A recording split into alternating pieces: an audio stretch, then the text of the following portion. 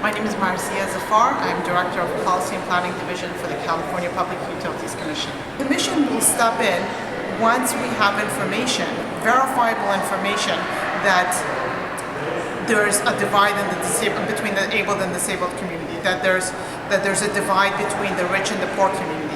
If there is such a divide, if there is such discrimination, we will definitely step in and require rules that get rid of that divide. What kind of rules? I mean, two-part question. What kind of rules are some hypotheticals for the future, depending on the data you get? And a lot of questions were made about the ability to enforce those rules, about the low staff levels at the CPUC, for instance. The one thing that we've been contemplating and we mentioned at the two-day workshop was we could require these companies to own their own fleet. The fleet that are accessible to the disabled community.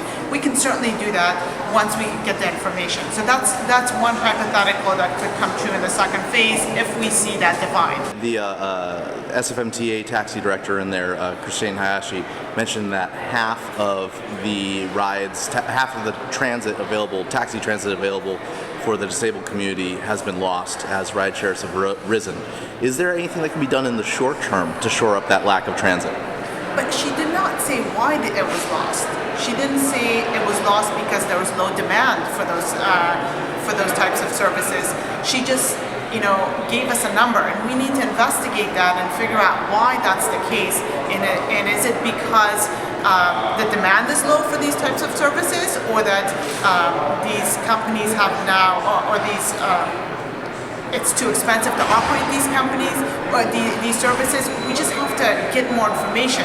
There's, putting out numbers out there without backing it up, we can't jump on it and make regulations because someone said something.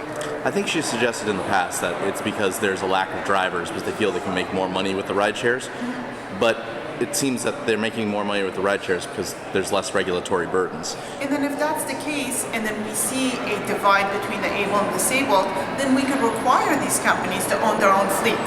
And then that solves the problem easily.